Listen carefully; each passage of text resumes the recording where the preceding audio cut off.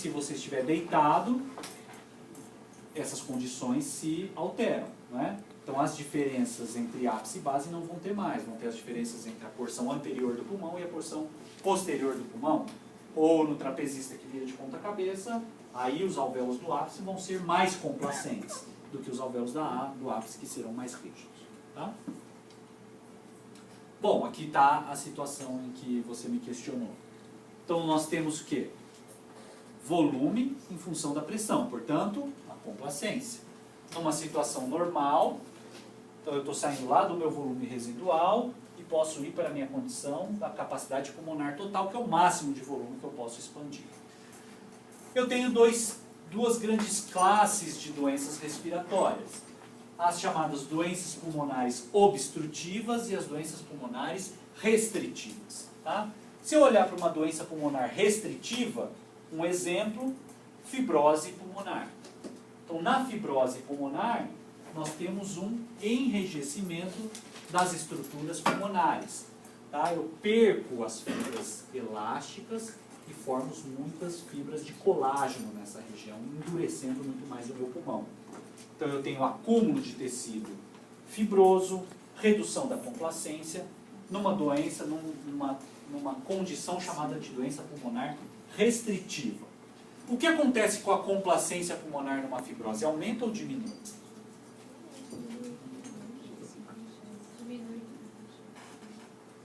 Porque está escrito? Você perdeu fibra polar. Oi? Se as fibras foram substituídas por fibra tecido fibroso.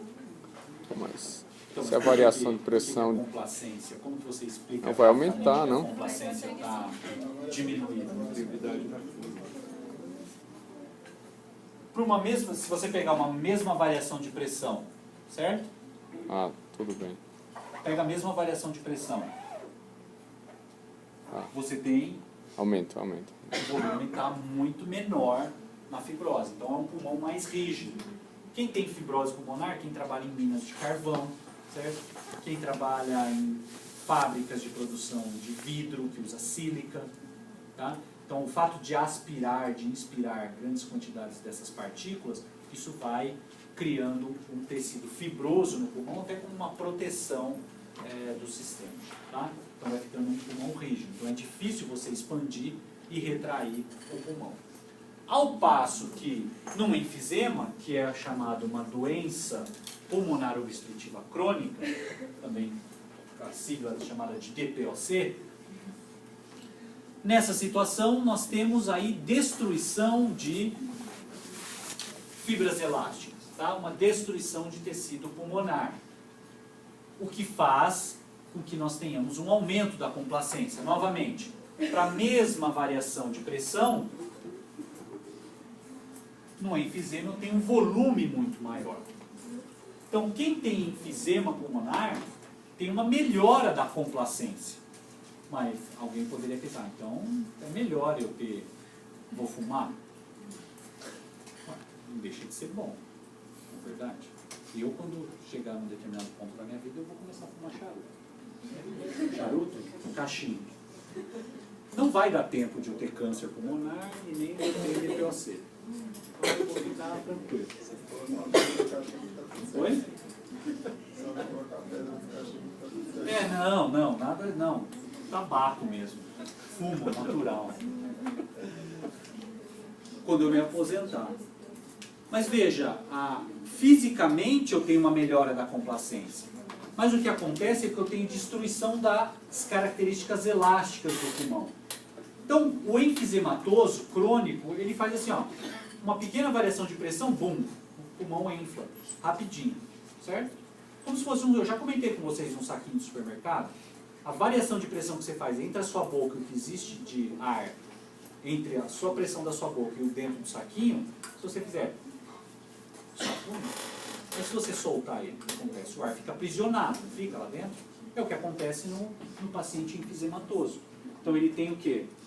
Tórax em barril. Então a pessoa é bem magra e tem um tórax expandido, né? E ele sempre está forçando a expiração para ele não ficar hiperinflado. Então ele tem expiração ativa constante. Por quê? Porque tem uma dificuldade muito grande. Quando eu inspiro, veja, ele não tem problema no diafragma. Então vai expandir a caixa torácica, vai expandir o pulmão, por isso que o ar entra fácil. Mas, e para expirar, o que precisa? Eu desligo, não desligo? O músculo. Quem que vai fazer o pulmão voltar na sua posição original?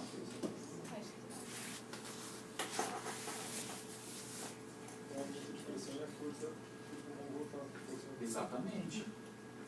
Eu vou colocar. Nessa condição, veja, desliguei a força muscular. Quem que vai fazer o pulmão voltar? As forças elásticas do pulmão que querem agora voltar à sua posição original? Mas essa força existe? Muito pouco. O que acontece? A pessoa fica hiperinflada. Tá?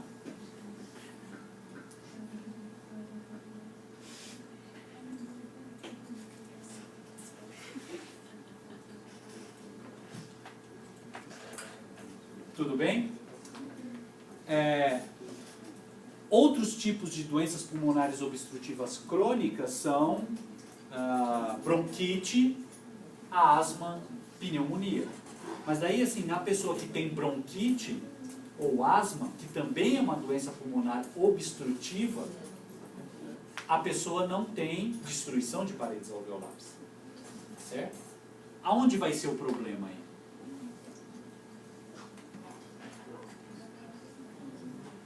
Na resistência. Certo? A resistência está diminuindo. Ela tem uma melhora da complacência, sim. Como que ela vai inspirar? Quem vai inspirar é o músculo, né? Então, você inspira, você faz o ar entrar. Mas e para esse ar sair? O pulmão até tem a força elástica de retração. O ar volta. Mas o ar não sai. Por quê? Porque as vias aéreas estão obstruídas. Tá bom? Veja aqui o exemplo de um pulmão saudável e de um pulmão de um paciente que veio a falecer de enfisema crônico. Primeiro você já vê a diferença da cor. Se fizer uma ressonância, você vê o buraco que existe no pulmão. Tá? Então existe mesmo destruição de paredes alveolares aí. Tá?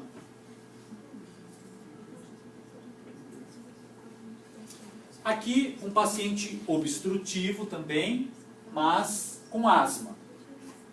Então veja aqui a via aérea normal e a via aérea de um paciente com asma em crise de asma. Então veja como está bem vermelho, o calibre está reduzido e aqui existe certamente presença de muco nessa região. Então o que acontece com uma pessoa normal? Então aqui eu estou medindo o volume em função do tempo. Eu inspiro, expiro, inspiro, expiro e assim sucessivamente. No paciente com asma, ele inspira, porque ele força mesmo a inspiração para obter ar, porque a gente precisa obter ar. Mas daí, como as vias aéreas estão obstruídas, ele... o pulmão vai ficando, você vai ficando hiperinflado. Como que você elimina esse ar? Forçando a expiração. Então, quem tem asma, sempre está forçando o músculo abdominal. Sempre está com expiração ativa para fazer com que esse ar possa ser eliminado. Tá bom? Bom, mas daí a pessoa usa bombinha, não é? Não sei se tem algum asmático aqui ou que tem bronquite e usa quando está em crise a bomba. Você melhora, não melhora consideravelmente? Mas o que vai acontecer? Você vai melhorar quem? O calibre da via aérea. Né? Então vai dilatar mais a via aérea e o ar vai passar mais facilmente. Tá?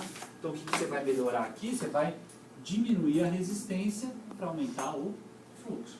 Lembrando que a variação de pressão não vai estar envolvida.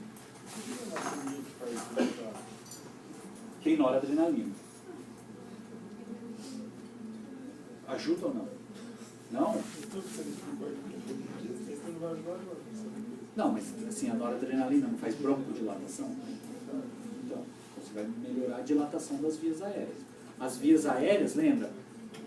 Bom, mas você fala, mas o Thiago falou que não tem inervação simpática e parasimpática para o sistema respiratório. Realmente, para músculo não tem. Mas se você considerar as vias de condução do ar, que nós temos musculatura lisa, brônquios, bronquíolos iniciais, traqueia, tem uma inervação autônoma nessa região, simpático e parasimpático. E o simpático, que no vaso fazia uma vasoconstrição, nas vias aéreas faz broncodilatação. E o parasimpático o contrário. O parasimpático faz broncoconstrição. E aí tem até um caso famoso de uma enfermeira, não muitos anos atrás, a criança chegou no hospital, aqui em São Paulo, foi até divulgado isso, acho que faz uns 3 anos atrás. A criança chegou numa crise de asma tremenda no hospital, com uma dificuldade respiratória, imagina, via aérea fechada, com dificuldade para respirar, o que ela deu para inalar? Acetilcolina, como se fosse uma acetilcolina. Achando assim, bom, acetilcolina faz vasodilatação, tu deve fazer broncodilatação, não foi nas aulas de farmacologia, matou a criança. Porque daí fez o quê? Fechou completamente a via aérea. Pode fechar, você pode fazer a força que for no pulmão. Não expande, entendeu? A criança morre. Então veja, das doenças agora restritivas, nós temos alguns exemplos, né? Então fibrose pulmonar que eu comentei com vocês, síndrome do desconforto respiratório, então você tem áreas de atelectasia, fechamento de vias aéreas, de alvéolos pulmonares, tornando o pulmão mais rígido, edema pulmonar, que é resultado de extravasamento de líquido para dentro do pulmão, isso é dado em situações de hipertensão pulmonar, tá? Então veja, o lado direito do coração é um lado de baixa pressão. Se eu chegar numa condição de hipertensão pulmonar, eu vou aumentar a pressão do lado direito. Como é um sistema vulnerável, eu vou ter o quê? Um extravasamento de líquido dos vasos para onde? Para os alvéolos pulmonares. Certo? E eu vou comprometer a presença do surfactante, eu vou ter então um colapamento de áreas, né, alveolares. Então veja aqui uma situação normal de uma radiografia do pulmão e uma situação de edema pulmonar. Tudo isso, esse branco que vocês veem aqui, são líquido dentro do pulmão, tá? O que torna o pulmão muito mais rígido. Na esclerose lateral amiotrófica, também uma patologia neurológica, em que eu vou comprometer quem? Músculo, certo? O músculo vai ficar mais perdendo a sua função. Se o músculo perde a função, eu não vou conseguir expandir o pulmão também. Então o pulmão acaba ficando mais rígido também, tá? Bom, tudo isso que a gente comentou de relação volume-pressão, complacência, elastância, forças de expansão e retração de caixa torácica e pulmão, são todas as propriedades estáticas do sistema respiratório, certo? É a mecânica estática. Agora a gente vai avaliar as propriedades dinâmicas